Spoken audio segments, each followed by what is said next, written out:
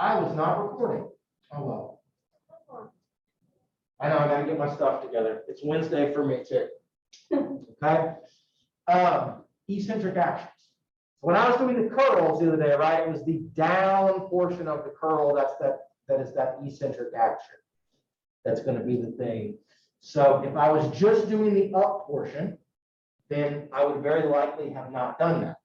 If Mallory had gone and ridden a bike instead of running, it's very unlikely that you get sore ever in your legs from cycling, okay?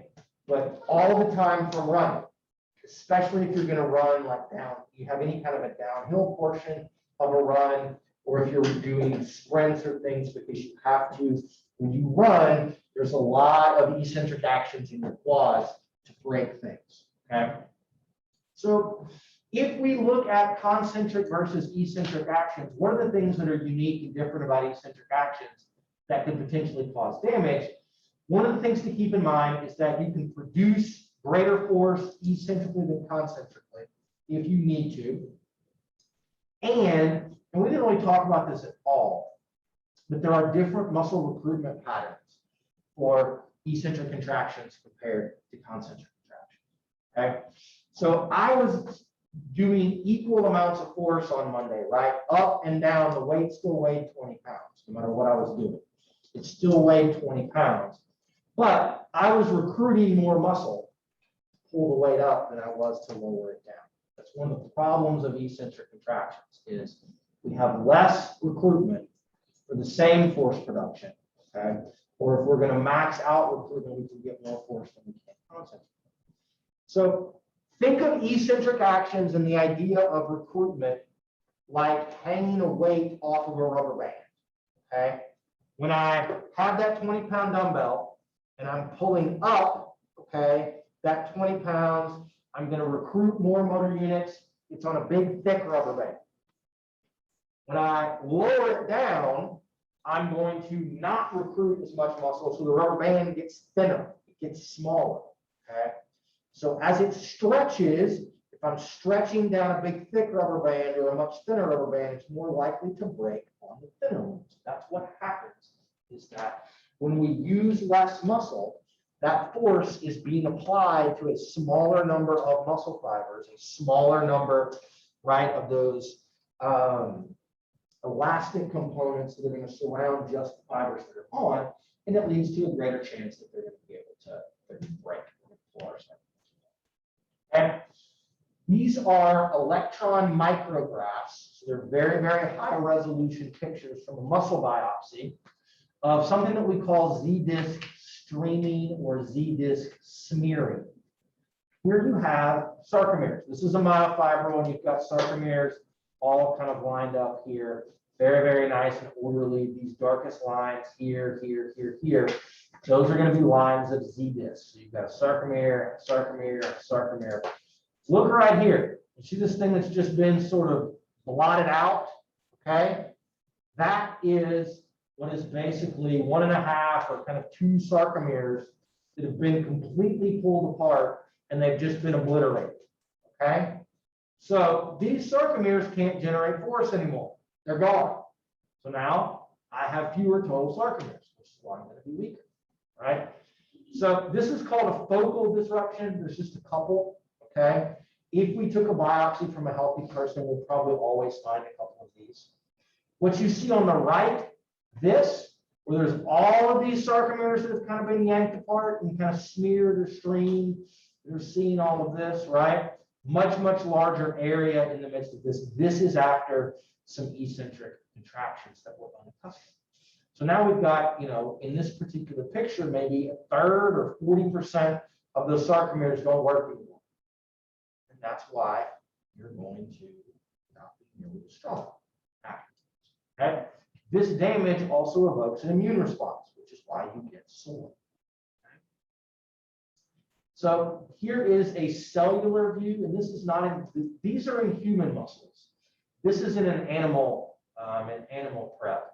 Okay, every individual pink thing you see here is a single muscle cell, okay, or a single muscle fiber.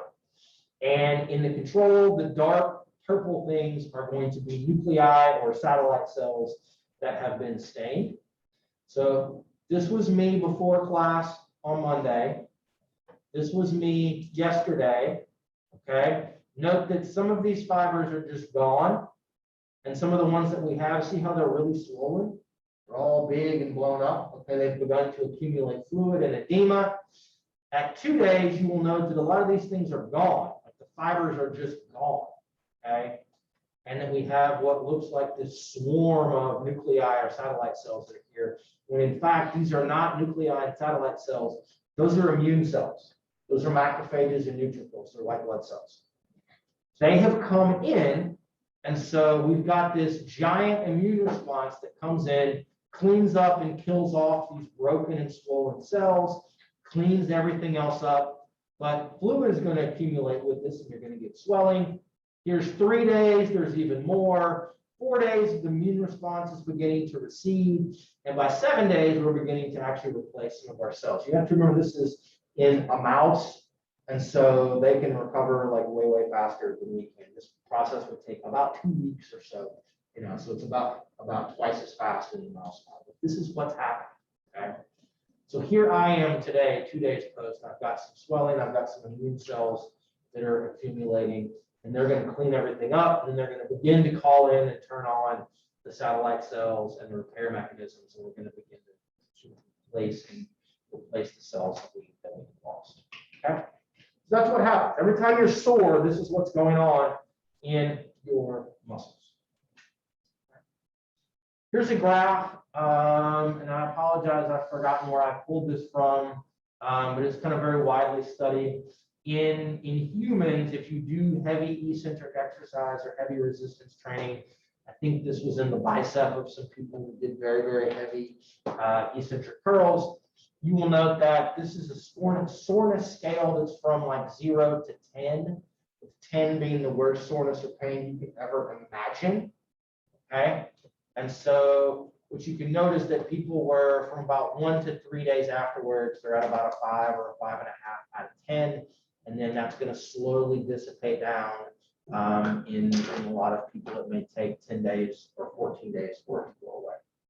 Think about when you've ever been really sore. Sometimes it takes, it takes a week or a week and a half for all of that to go away. Okay. And so that's kind of what all this going on. But there may be other instances where if the soreness is not nearly as strong, I'm really not very sore. You poked on my muscle a little bit. I'm maybe like a 1.5 or a 2 out of 10. And I'm probably going to be fine by tomorrow or Friday. Okay. So all of this soreness is caused by swelling and infiltration of immune cells. Okay. That's what causes the soreness. Here in these same people is the decline in force production. So they were able to generate almost 20 kilograms of force immediately after the eccentric protocol. They were down about 50%, and then that slowly recovers kind of back up towards everything. And here they are 10 days out. They're still not back exactly where they need to be. We've done studies where it's taken 3 weeks to a month for people to get all of their strength all the way back. Okay? So it can be a very slow process. In some people, it comes back within 3 or 4 days. But in some folks, depending upon what we do, it can take a little while longer. Okay? But it takes this long because it takes a couple of weeks for full repair of the sarcomeres to occur. Okay? Unlike in those animal models, it can't happen in 3 or 4 days or a week. It takes a little bit longer for us to basically grow some new muscle fibers to replace the ones that were damaged and that have been. All right, so we've already really talked about all of these kinds of things, injury and hypertrophy. One of the things that we know that goes on, and why do people think that we need all of this, is generally you get sore when you overload to more than what you're accustomed to doing with resistance training. Okay? When you start a program or when you switch up what it is that you're doing, right? That's new, that's novel. You may go from doing sets of 5 to sets of 10. That may be considered novel if you haven't done that in a while. And you get sore, But you get sore probably because you lifted very, very heavy, or you really pushed yourself with what it was that you were doing. And so in that way, people tend to kind of mentally associate, I got sore because I worked really hard. And it was the overload and the working hard that was the stimulus to drive the hypertrophy, not necessarily the fact that you got sore. Lots of studies showing that you don't have to have damage to initiate hypertrophy. Okay, so interestingly, when you do these things, there's some evidence, and it's mostly from animal models of things, that if I was to continue resistance training with my bicep, the muscle fibers that I injured on Monday, when they come back, they're going to come back exactly the same size that they were beforehand. It's the uninjured fibers in my muscles are going to be the ones that are going to grow. And so that's some kind of interesting. You need to work really hard and kind of injure 3 or 4 or 5% of the fibers to get the other 95% in some ways to grow. That's kind of the thought process behind some of this. Okay. So how do we prevent this from happening? Okay. First off, don't do eccentric exercise, which is basically impossible. Okay. Never walk, never run, never lift weights, never squat, never do anything.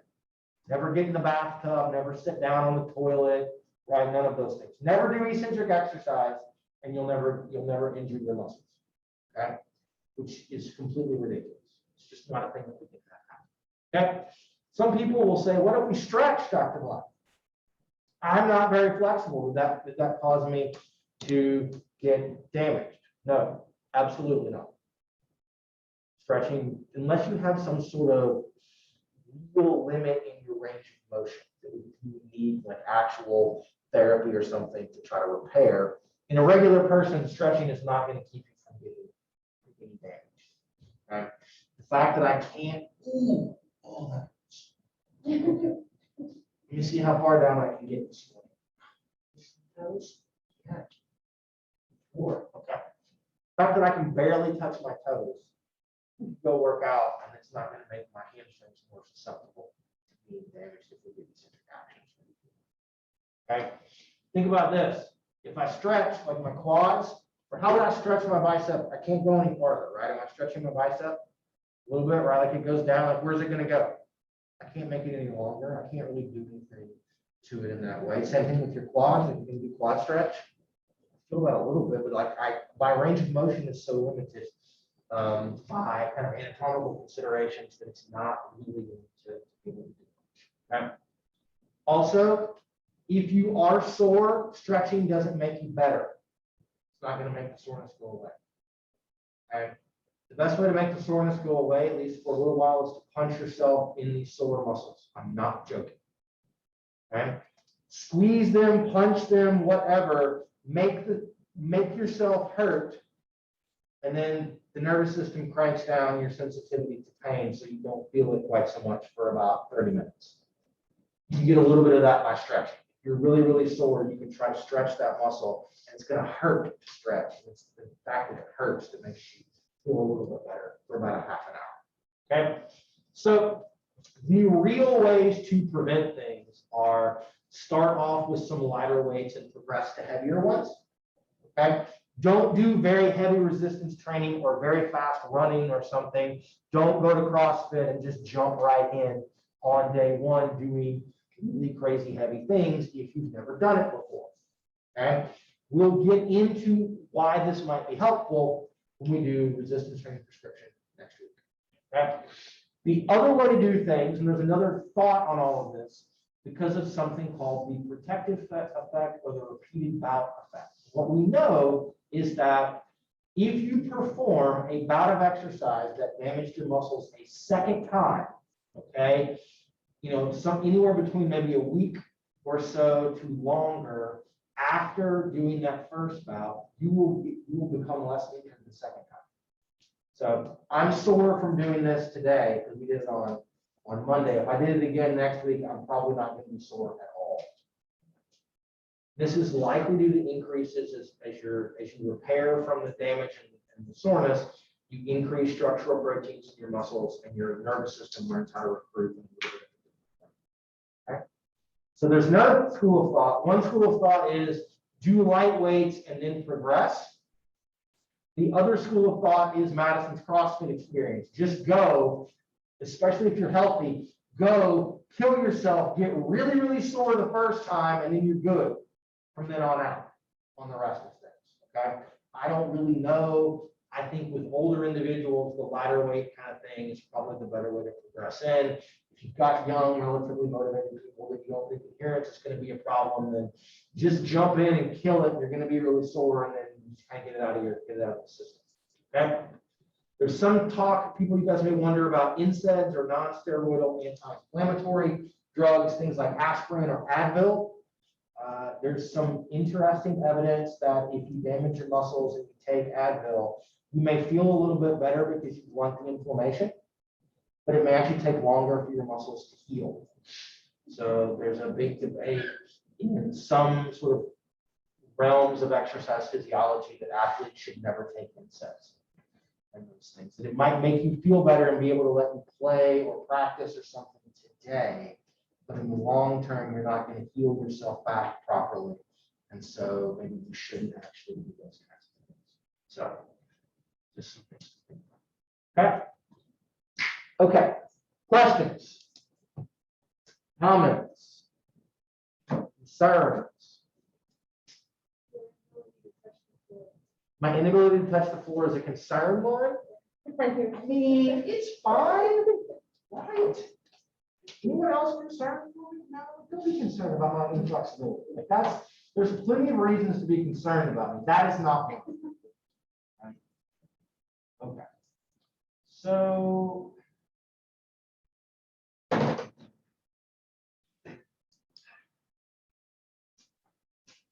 we'll now move from some physiology and we did some anatomy, we've done some physiology, we've talked about how we get force. Now we're going to talk about kind of some practical applications of all of that. We're going to talk about what do we do, okay, to know how strong somebody is, and then to use that bit of information to help us prescribe exercise. Okay, so the concept that we're going to look at measuring, you guys are going to do this on Monday for us, okay? We'll lecture about this some today. We're going to do lab on Monday. And so we'll have class, and I'll email everybody. We're going to have class on Monday over in columns where we're supposed to be, okay? We'll spread everybody out. You guys can do your push-ups and your sit-up test there. We'll do a grip strength thing over there where you guys can do it individually and then Clorox wipe down whatever you've got. And then we'll see if we can find a way to do a lower at max without kind of getting too close. But what we're going to test in lab, what I want you guys to know is something called muscular fitness. Okay. Again, this is the ability to perform muscular work satisfactorily. Okay. So if I ask Taylor to get up and do a squat, you don't have to, Taylor, but we can. We can see, is she fit enough to do a squat? Okay. Is she fit enough to do 10 push-ups? Taylor, you can do 10 push-ups? I think so. What about 15? Yes. Okay. We're going to find out on Monday. We're going to find out. Okay. There's two components to muscular fitness. And this is really important. We have to make this distinction. Okay. The first is strength. The second is muscular endurance. Strength denotes the most force you can generate one time. Okay. The most force you can generate one time. The most weight you could lift one time. Okay. Whereas endurance is a little bit different. This is not how fast can you run a mile or anything like that. What it is how many push-ups can you do without stopping? How many sit-ups could you do without stopping? If I gave you a 10-pound weight and said do curls, how many curls could you do without stopping? Okay, so strength is sort of maximal.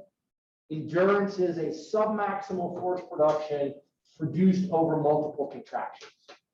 Generally, for it to be an endurance type, a muscular endurance type assessment, you've got to do more than 15 repetitions. Okay, so can you do more than 15 push-ups, or can you do more than 15 crunches or sit-ups, or could you lift that weight more than 15 times? If it's less than that, then it's probably more due to a strength issue. Okay, so why do we want to test this? Why do we want to know these kinds of things? Well, it's useful to establish weakness in certain muscles. Okay, does McKenna have an issue where her right arm is way stronger than her left arm, and we need to work on her left arm? Okay, so does Phoebe have a problem where, you know, her upper body is way stronger than her lower body? Okay, Phoebe's a bro. Just say, I'm not suggesting that Phoebe is in fact a bro, but you know who I'm talking about, right? You've seen, oftentimes you've seen the guys, tiny legs, big upper body. Okay, so establish weaknesses in certain muscle areas. Identify imbalances in strength and endurance. You know, being really upper body strong and not very lower body strong is not that big of a deal when you're y'all's age, but it might be a big deal later on. Having your left arm be not quite as strong as your right arm if you're a right-handed person, which is what most of you are, is pretty common, where it's, you know, maybe 5% different. But if it was 50% different, then that's going to have a dramatic effect on how you perform daily activities. And so we need to know that so we can prescribe exercise or rehab to try to work on those things. Okay? And that's really the big thing. We need to know these things so we know where we are right now, so we can then use that information to design an exercise program. And then we can retest you after you've done the program for a while and hopefully begin to try to come up with some ideas on, are you getting better or not? Is our program being better? Okay, so we talked about this. The one other piece on this that we haven't really discussed up until now is a concept called fatigue. Okay, fatigue. In an exercise physiology setting, fatigue may be used a little bit different than what you guys think of it or conceive of it in your everyday life. Fatigue is not tiredness. It's not sleepiness, okay? Which is how a lot of people that are not kind of exercise physiologists may think of fatigue. I'm feeling fatigued today. What they really mean is I'm feeling sleepy or tired or kind of run down, kind of low energy today. From a exercise physiology standpoint, fatigue is a failure to produce the desired or expected amount of force. Okay? So we'll go back to, we're having Taylor do our push-ups. Taylor has done 12 push-ups. She's trying to do a 13th push-up. I'm probably selling you way short, Taylor. I apologize. But she can't do 13. She could do 12. She couldn't do 13. When she got to the 13th, she experienced fatigue because she could not produce the desired amount of force to actually execute the push-up. Does that make sense? Do you guys understand that? Whenever I'm lifting weights and I'm trying to do a certain weight for a certain number of repetitions, when I get where I can't lift it anymore or perform that, that's fatigue. Okay? That's fatigue. Fatigue is not, I tried to lift a really heavy weight once and I couldn't move it. Okay? That's just weakness. You lack enough ability to move it or enough force production to do it in the first place. Fatigue occurs when you could do something. You could lift the weight, you could perform whatever it is you were doing once or twice or very often, 4 or 5 times, but then at some point you could no longer produce enough force to do that. Okay. Fatigue is a little bit different in sort of aerobic or true endurance exercise conceptions, because then it may actually be, you could do it, you're just choosing not to do it. Right, like I'm running and I could keep running if you're running behind me with a cattle prod, but I really don't feel like doing it or something to stop. We'll talk about that when we get there. Okay. Okay. So we've talked about this ad nauseum. I really feel like there's lots of health benefits to muscular fitness, right? Preservation or enhancement of what we would call muscle mass or fat-free mass. When we get into body composition, right, is good for living longer. There's lots of health benefits for this. It improves your resting metabolic rate, which means you get to eat more Chick-fil-A if you want. And if you have this, then you're going to have and increased ability to produce force and therefore move around and do things that you want.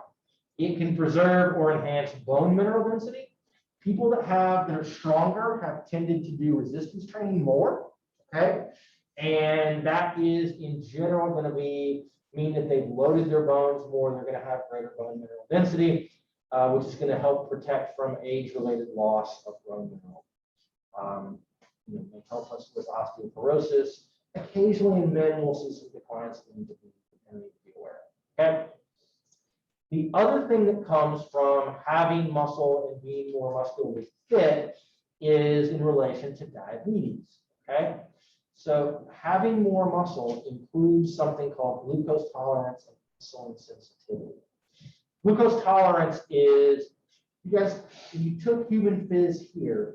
You guys did the lab where you drank the little sugary drink and then you did a finger stick to measure your blood glucose like every 15 minutes or 30 minutes or something. You guys remember doing that? Okay. What you guys were measuring in many ways was your glucose tolerance, right? We gave you a certain amount of glucose and we looked at how much of that glucose you cleared out of your blood over like a 2-hour window. If you are more muscularly fit, if you have more muscle mass, you tend to clear any amount of glucose that goes into your system faster, because the muscles where the glucose is going. You also tend to have greater what we call insulin sensitivity. And basically, people that are type 2 diabetics are very insulin insensitive. They make lots of insulin, but when it binds to its receptors on muscle, it doesn't actually work very well. And we know that having more muscular fitness tends to improve all of this. So we'll come back to, don't worry about what these two things really are right now. We'll come back to them and explain them in much more detail and give some better examples of all of that when we talk about that. Okay. You know, we can reduce heart rate and reduce blood pressure, which is going to be good. Maybe not so much in you guys, but like in your grandparents, if you're a person that's hypertensive and you have high blood pressure, then you can lower it during exercise by being more fit. That's going to be a good thing. It lowers the risk of musculoskeletal injury, especially low back pain. You can improve your ability to carry out ADLs with old age. You've got better balance. You've got a decreased risk of falling. You guys may not realize this. It always blows my mind the extent to which old people fall over and break their hip and then they die. Right? It's like the mortality rate, like in the 2 years after a hip fracture, is like a third. I mean, it's just ridiculously high number from what you would think of. Okay. And so you all may think, like, really, we care that much about balance and about people falling over? But yes, it's a really big deal. And so balance goes up. It also improves bone mineral density. So when you do fall, you have less serious fractures and those things. And then it also, across the lifespan, seems to improve self-esteem. People generally feel better about themselves when they are more muscularly fit. And a lot of this is independent of, oh, look, I have big muscles, or I have more muscle, or I have defined muscles. It is independent in some ways of that level of things. They're just like, hey, I have some strength. I can do things, right? I feel better about myself, okay? So we'll talk a little bit more about this when we get into mental health stuff. You guys see or are aware the internal Facebook data on Instagram, and they have on, especially in women of y'all's age and a little bit younger, on body image and self-esteem and its relationship to thoughts of suicide and all of those kinds of things. So we got a lot of stuff going on in sort of the midst of all of this. And resistance training and exercise can play some role in helping us out of this, but it can also be a negative as well if we get able to do sort of too obsessed with doing too much. So anyway, interesting things that are out there. Okay. Here's some crazy shit. I'm not going to lie right here. Okay. Absolutely astounding. And you guys are going to do this on Monday. So get ready. Okay. These are data right here. This is men. This is women. These are data outlining how long you're going to live based upon your grip strength. Okay. What we know from this is that people that have a greater grip strength live longer than people that have a lesser grip strength. Okay. what they have done basically is they split their men and women into 3 groups. Okay, they split them into thirds. Their weakest third, the kind of in the middle third, and then their strongest third. So these are men with a grip strength less than 62 kilograms, 62 to 74, or greater than 74 kilograms. And they followed them for 25 years after they tested them. And what you will notice, this is the percentage of people that were alive at a particular follow-up time point. So at 5 years after the initial testing, you know, they're at like 50% of the people that had the lower grip strength had already died, okay, in that particular group. Whereas in the biggest group, they were at like only 20% had died. Now, admittedly, these are in older adults. These people are all like over, like I think over 65 when they tested them, okay? And so, is it the fact that they don't have any grip strength and that's what's killing them? No. But grip strength and muscular fitness is a predictor of overall health outcomes. If you have a reduced grip strength, you're probably not as active. You probably aren't as active because you're a diabetic, or you have high blood pressure, or you have cancer, or something. Okay, so this is what we've got. Relatively similar thing for the women, although you will note that the curves don't bottom out as much. Ladies, y'all tend to outlive the guys, okay, which is a good thing. So grip strength always seems weird to me. You guys are going to get a number on Monday. You can go back and look at what group you would fall into here in the midst of all of this, okay? I'm going to tell you that at least on the guys' side, my guess is that absolutely no one is going to be 74 kilograms or greater. But that's a lot of grip strength. So we tend to, whenever we measure stuff now, people, because we type a bunch and we do our phone a bunch, and we don't carry things, the sort of grip strength norms have kind of all shifted downwards as a group because we just don't do as much stuff like we used to. These are data from like the mid-80s, I think. Okay. So strength predicts survival. Now, here's the same thing, but this is in quadriceps strength. Probably makes a lot more sense to you guys, right? Like you're like grip strength. What the hell's going on with grip strength? The exact same thing, but at least they put them into quartiles. But we've got men, we've got women. It's basically the same general idea. Though. What I would point out is that especially in men on all of this, these are again older adults, and to a little bit of an extent in women, is that where you really don't want to be is in the very bottom quartile. You just don't want to be like the weakest people from a strength standpoint. Okay? And so you can increase or maintain quad strength by walking or by riding a bike and something like that. You don't have to have grandma or do squats or anything to keep that up. Although that would be good if she could. You would. Okay? All right. So you know what? Let's not. Let's take our 5-minute break here. Okay. So we'll come back by this clock at 11:27. Okay.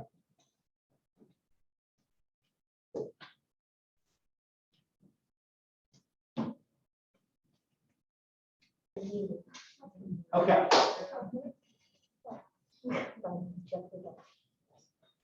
All right. So we're going to do this a little bit. Okay. So when we do strength testing, things to keep in mind while you're testing someone and to pay attention to. What are factors that affect strength? We've already talked about this, right? Training status. Are you trained or are you not trained at that particular activity? What is the size of your muscle fibers? Okay? How big are your fibers? Right? If you're testing someone and they're a great big person that has a lot of muscle and they seem very weak, that probably should be a red flag. Okay? Conversely, if you're testing someone who you think doesn't have a lot of muscle and yet they're very strong, that's more common, but you just want to make sure that maybe your equipment and stuff is calibrated just to check. Okay? So we know that the ability to do strength testing is going to give us some idea about how well people can recruit or activate their muscle fibers. It may tell us something about fatigue. It may tell us something about damage and injury. When we do testing, we need to make sure that fatigue and damage or injury are limited as much as possible. Okay? So if, let's just say Emma came in today and we were going to test her and she said, like, I'm sore. I would say, we're not testing you today, go home. Come back when you're not sore. Okay? Because we already know that. Or if she came in and she said, oh, well, I just went to the gym and I know that we're doing a bench press 1 rep max, but I just did like 5 exercises or 5 chest exercises for an hour or something. She's probably going to have some level of fatigue. And so if these two things are present, they can limit our strength, and therefore we're going to underestimate or get a wrong number on our strength test. Okay? So just keep all of that, all of those things in mind. Okay? Any test that we do, it's going to be specific to a muscle or a muscle group. Okay? If you measure grip strength, it's very, very specific to, say, the brachioradialis muscles or those things that are down here that you're using for grip. If you do a bicep curl, you're getting the elbow flexors and not something else. Okay? There is not a single test for evaluating total body muscle strength or total body muscular endurance. Okay? This is not like with aerobic testing where we're going to measure your VO2 max by having you run or bike until you can't go anymore. And it's going to encompass all of these things. Okay?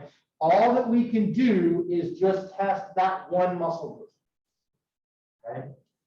And so if you train that muscle group but not others, then you may get a high number. But it may not always be indicative of the whole body, what's going on. So we tend to need to do multiple assessments. Get an upper body muscle, get a lower body muscle. Okay? They're also going to be very specific to the type of contraction. Are you doing an isometric contraction for testing, or is it a dynamic contraction? Is it an up, down, kind of concentric, eccentric contraction? It's very specific, remember, because velocity affects force production to the velocity or speed of movement in that particular contraction. It's going to be specific to the type of equipment. Are you doing free weights? Are you doing machines? Are you using resistance bands? And it's also going to be specific to what particular range of motion you're going to move through. Okay? So we've got to try to keep all of these things in mind. If I want to know how strong you are and get the highest possible number, we're going to do an isometric test.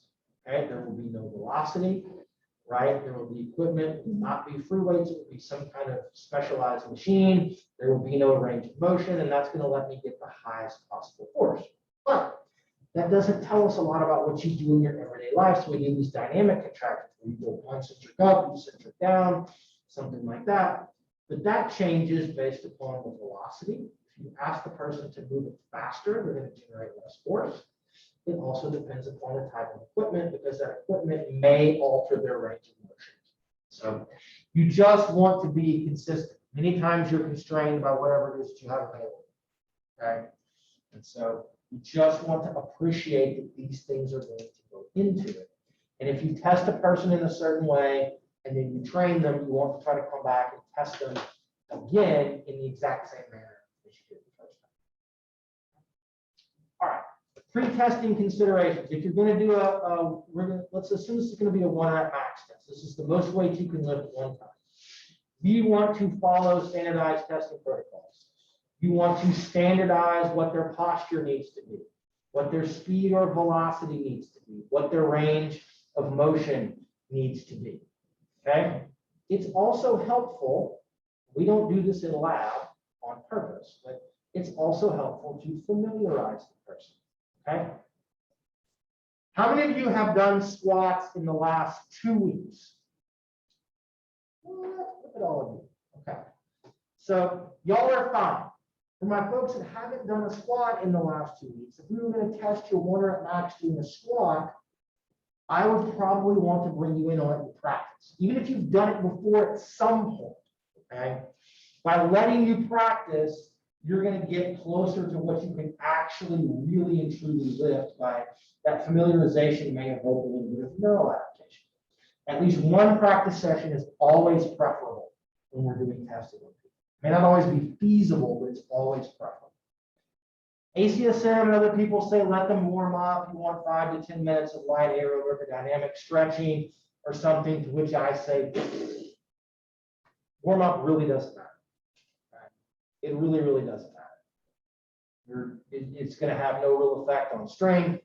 It's going to have no real effect on your ability to prevent injuries or anything else. It's mostly a psychological kind of thing that's going on. When we're testing maximal strength, warming up before aerobic activities is good. Warming up before resistance training is probably all just in your head, because like 1 rep max kinds of things, blood flow is not a limiting factor. It's not going to be a problem. Things like that aren't really an issue, but they could be with aerobics. So it doesn't do a whole lot. But if you like to warm up like my wife and it makes you feel better, do it. If you want to do cool down stretching when you're done, do it. Okay? But it's probably not going to help a whole lot. All right. So dynamic strength testing or traditional 1 rep max testing, you're moving your body against an external load. This is the most common way that we assess strength. Okay.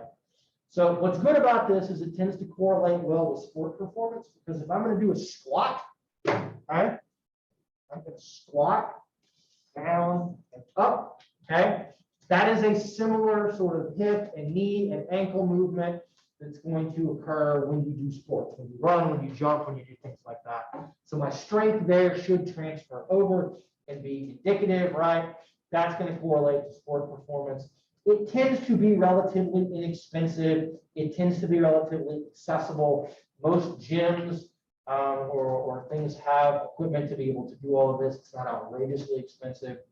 And people seem to psychologically like to see movement. They like to see work being done. Okay? I'm lifting this weight. I'm doing this squat. I'm moving the weight. As opposed to if I was to do an isometric test on all of that, I'm in the squat, I'm down here, I'm pushing up, but nothing is happening. And I'm just trying as hard as I can against that bar that is sort of held in place. People, they don't like that as much because nothing's actually sort of moving and happening. Okay? The disadvantage of doing 1 rep max testing is we're actually measuring your maximal strength, but at the weakest point in a range of motion. Okay? At the weakest point in the range of motion. So if we're doing, let's just say a curl, okay? What do you guys think? Am I strongest when I do a curl here, here, or here? At the bottom, in the middle, at the top. Where am I the strongest? Once it's the top, okay? A reasonable answer. If you're doing a curl, you guys ever have the experience that if I can get it up to a particular place, once I can get past about right here, I can probably do the rest of the range of the motion, right? Or if I'm doing a squat, right? I'm down. If I can get to about here, I can get the rest of the way up. The problem is the bottom, right? This is why some people only do like this, do some more quarter squats, some more baby squats. It's better than no squats, okay? You are only, if you do a full range of motion, all we're measuring is the most weight you can lift through the weakest part of your range of motion, which is fine, okay? That's perfectly fine, but it may not always be specific enough for some of the needs that we have. We'll talk about how we can get around that in a couple of slides, okay? And generally, if you're going at a constant velocity, it's not going to be able to give you any information about what would happen if you change the velocity. Testing at different velocities can be really important for athletes and older people, okay? Because athletes don't do things slowly, right? You guys think of an athlete or a sport where the idea is you do something as slow as you possibly can. Right? We're going faster is in some ways helpful. So for a lot of athletes, you want to try to test at very, very high velocities and they're going to mimic what they do in their sport. And so 1 rep max testing is not always going to lend itself to being able to do some of those kinds of things. Okay? And then older people tend to move a little bit slower, and their lack of an ability to go very fast can cause them some problems. And so doing 1 rep max testing may not always reveal some of the kind of problems that they're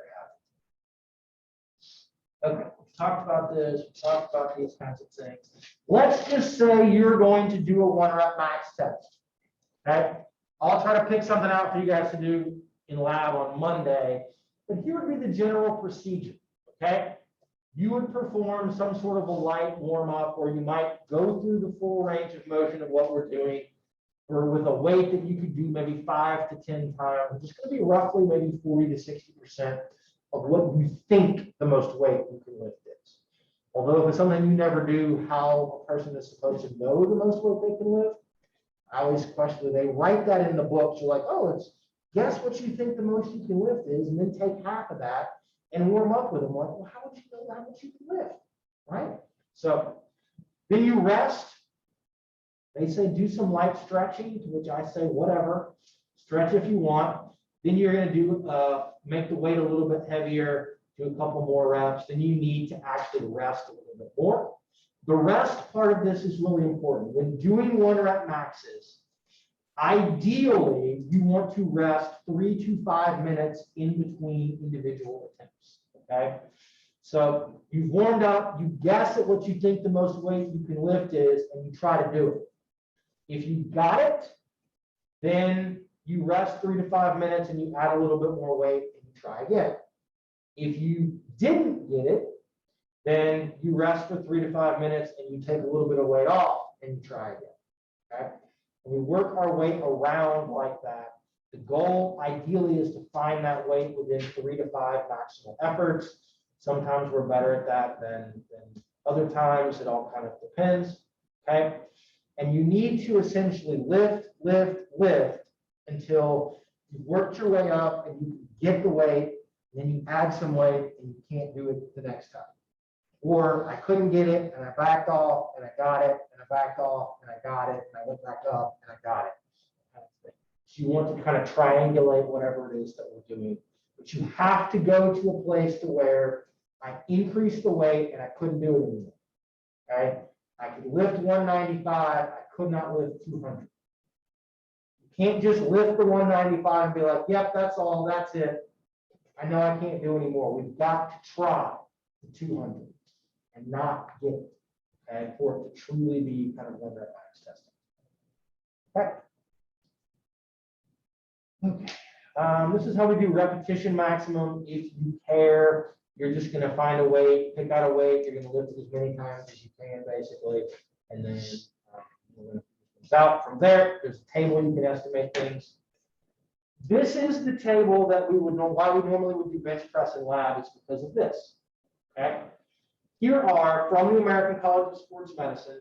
These are, we've got men and we have women. We have age ranges. These are the sort of percentile ranks based upon how much weight you can bench press relative to your body weight.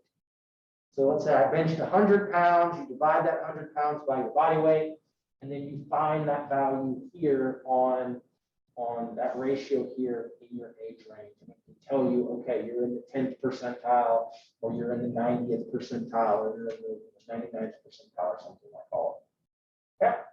So that's kind of where that's how this would work. And then we would use all of this and we can say, like, look, if you're in the 20th percentile for the bench press to body weight ratio, you are at some amount of increased risk of having cardiovascular disease or diabetes or dying or something like all of that. So that's the usefulness of all of this. Okay. And you will note, like on the table here, as the age ranges go up, that the actual ratio of what's going to be considered kind of near the top is going to fall in everybody, in both men and women. Strength tends to decline with age. Okay. All right. Another way that we can do testing, which we have over in columns, you guys will, if you take the exercise physiology lab course with Dr. Pereira, you will do it, is something called isokinetic testing. Here is an isokinetic dynamometer. It's basically an Ironman robot. Okay. And You sit in this chair or you lay on this chair, it folds all the way down, and hooked up to this robot arm here will be your leg or your arm or something, and it can perform every possible range of motion for every possible muscle just about in your body. There's a way for you to kind of arrange this system to test all of that. The cool thing about the Isokinetic Dynamometer is you can program it to move at whatever speed you want, or to have no speed, and it can be isometric. And it gives you a force output. So if this woman is doing a knee extension, when she does the knee extension, we'll tell it what speed we want it to go. It will give us how her force output at every point from when she started kicking and moved all the way through full range of motion. So we can tell what is her maximal strength, and then what is her maximal strength at the weakest point in her range of motion. So we can know the whole gambit of things by doing this. We can also program it to go really fast or to go really slow. Okay? And it controls the range of motion really, really carefully, so it can be potentially very, very safe. Yeah. Anybody ever used one of these? Seen one, used one, anything? Nobody? Okay. Well, a brand new one of these costs about $80,000. Okay. So they're not nearly as common in like PT clinics and things as they used to be. So y'all have one in the training room at all? Do you know? You don't think so? Okay. So Yeah, not with track. Football might have one. Who knows? There's something kind of like that, but it doesn't do all of that. To do all of this? Yeah. Well, we have one. So we have one that's for teaching purposes over at college. I have one in my lab. Dr. Mike has one in his lab. Dr. Larson has one in her lab. They're really, really good research tools because you can get a bunch of information. They used to be used in rehab settings because you can control the range of motion and you can control the speed and things, which is easy to get people to do. You can kind of program it, and the computer just knows what to do. And so it's like kick out, and then it will push your leg back down for you. And you kick out again, and it will push your leg back down for you. And so it can be really, really useful, but they are very expensive. Okay. It can measure the strongest point in the range of motion. That's a good part of it. You get different velocities. That's good. They tend to be really, really expensive. They're not readily accessible, and a lot of them, you need somebody that knows what they're doing with the equipment. We can teach you how to use it. It will take a couple of days of training. Okay. So you can't just kind of show up and say, here's this thing, hop in there and test you. Like we just say, go over and do a bench press and throw some weights on it. Okay. Isometric testing. Do I have a picture of the grip strength dynamometer? This is what you guys will do on Monday. Will be grip strength. Okay. So when you do isometric testing, you're going to squeeze this thing and it's not going to move. Nothing happens. We can do isometric testing on the KinCom for pretty much any muscle at any point in a range of motion if we wanted to, but they sometimes sell things like this that looks like a grip strength one, or here's one that's meant for trying to do kind of quad. You could either like lock your upper body, you could try to do quad isometric contractions as you pull up, or you could lock out your legs and you could try to do like an upright row on it, and you can see about like some trapezius things if you want to do it that way. Isometric testing tends to be relatively simple. It can be very, very cheap. It can save time. The other advantage is that we don't need to practice very much. So here, squeeze this thing. It's not a complicated movement, okay? You need less familiarization with all of that. Disadvantage, it's very specific to the joint angle. It doesn't correlate with sports performance. And you're likely to perform the Valsalva maneuver. You know what the Valsalva maneuver is? Matthew, what's Valsalva? Would you do it like some? No, so Valsalva is like increasing pressure. Correct, correct. You're thinking of Heimlich first, which is good. We need people to know the Heimlich, okay? Valsalva is, I'm going to lift something heavy and I contract my diaphragm right when you hold your breath. You're going to basically increase the pressure in the abdominal cavity or in the chest cavity so you don't squish your internal organs when you're lifting something very, very heavy. You do Valsalva when you do isometric strength testing a lot. Valsalva maneuver leads to these massive increases in blood pressure, like blood pressures of like 500 okay, at times, and so it can be dangerous in people that are hypertensive to do a lot of Valsalva. So you just got to keep this in mind. You have an old person who walks into a PT clinic and they're hypertensive. The first thing we want them to do is not going to be doing an isometric squat or anything like that. Okay. So we'll test your grip strength in this particular way. Sometimes isometric tests are called maximal voluntary contractions, or an MVC. Okay. Whereas a dynamic test, dynamic tends to be called a 1RM. And then isometric is very often referred to as an MVC, or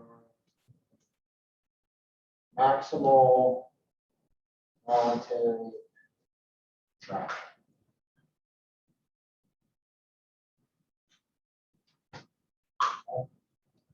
So the same thing, it's the most force you can get, but we name them a little bit differently depending upon the test type. Then all right, so the muscular endurance test that you guys are going to do, the two most common ones are the push-up test and the abdominal curl, or the sometimes called the crunch or sit-up test. Push-up test, guys, y'all are going to do regular push-ups. Ladies, y'all are doing the modified push-ups, like when they will use knees around the ground. Okay? If you want to do regular ones, ladies, you can, but the norms don't work for doing them that particular way. A couple of years ago, we had a woman who was on the gymnastics team. She's an All-American, and I think she did like 80 regular push-ups, like before having to stop, and did like 200 crunches, and was like, "Can I just? Y'all need me to keep going?" Like, it's fine. We get it. You're really fit. We know. On all of that. Okay. So these are what you guys are going to do for the push-ups. The abdominal curl, it really is just a crunch. It is lay down, and you're going to go crunch up and then back down. Crunch up and then back down. It's not a full-on sit-up. We're doing it to try to protect people's necks and low backs and those kinds of things. Abdominal curl test is contraindicated. We don't do this in women who are pregnant past their first trimester, or really in people that have significant low back pain. Okay. They're really not, a test is not going to be adequate for assessing muscular endurance if a minimum of 15 repetitions cannot be completed. This is in general why women tend to do the modified push-up test, is there are going to be some more women that may have a difficulty doing 15 reps of regular push-ups. I'm going to be really honest, I'm not sure I can do 15 regular push-ups right now. So no shame on anybody in the midst of all of that. But that's kind of the idea, is you need to do more than 15 reps, or it's not really a test of muscular endurance. Okay, so here's norms for push-ups. And so what you can see is that this is just how many push-ups can you do consecutively. And so for men to be excellent, you're at like 36. Needs improvement. Let me look at this. I would be out here. Ooh, I bet I could do 9. So maybe I'll do those on Monday with you guys, and we'll see. I'm out here. We've got needs improvement, fair, good, very good, or excellent. If you guys want to look at these things beforehand, try to get hyped up for one day, figure out where you're going to be. Ladies, it would be 30 push-ups is what you're going to need. These would be the modified push-ups. Here's the curl up test. Again, the partial curl up test, the peak is like 25 with everybody. We tend to, in folks that are y'all's age, most people can do 25 consecutive crunches. We sometimes get folks that can't, but the range of motion is really, really small. So for the most part, people would tend to be really good at doing the curl ups and not so good at doing push-ups. Special considerations for special populations. There's some things in older adults. We'll talk a lot about aging towards the end of class, but there's something called the senior fitness test. You don't always want to just do a 1 rep max test in older people. You can do the senior fit test, where it involves a single arm curl with a 5-pound weight for ladies and an 8-pound weight for guys, and a 30-second chair stand. Here's my dude doing the chair stand. You just stand up and sit down and stand up and sit down for 30 seconds. Do as many as you can. Okay. Here we're doing the curls, 5 pounds for women, 8 pounds for men. How many curls can you do in 30 seconds? It's a modification for older adults that may have balance issues and may be weaker. And there's some normative values for all of this if you care. We just want to be careful in people that may be at risk for this. Special considerations for folks that have cardiovascular disease. We really need to be careful of the way we screen them, identify people with high blood pressure, identify people that are potentially at risk for coronary artery disease. We'll talk about how we do all of that in a couple of weeks, okay? We're going to look for, like, ask people, have they ever had angina or any other kinds of symptoms that would be indicative of a heart attack, okay? And so we just then want to do all of that and be careful that we take a way to test them, that we're not going to put them at any kind of increased risk. Same thing. There's another muscular endurance test, the YMCA bench press test, if you guys care. We've never done this one in class. I just mentioned it here. That you basically put 80 pounds on the bar for men. You do as many reps as you can. Ladies, you get a 35-pound bar. Part of the reason we don't do is we don't have a 35-pound bar. I wouldn't even know where to go get one. There's a 35-pound bar at the hub? I have a bunch of different size bars here. Really? I mean, I guess you could get a smaller bar, a 10-pound bar, and put 25 pounds on there to get us to 35. I've just never seen an Olympic size 35-pound bar. Well, it's not that. It doesn't really matter. So this is a thing that you could possibly do if you really, really care. You can talk about doing, you can do it in kids. You guys probably did like the sit up and push up test when you were maybe in elementary school, like you got a sticker your parents could put on their car, right? My child is a presidential, passed the presidential physical fitness test or something like all that. You like to do push-ups and sit-ups and run a mile and something, right? In Arkansas, they started doing skin fold testing, basically as a way to sort of body shame people into making better food choices, which creates a whole other problem on things. I mean, we know that obesity is an issue and it's bad for us, but that is not the best way to go about things. So you can do this in kids, you can do that in adolescents, you just got to remember some other things. Okay. All right, we're going to stop here for today. All right.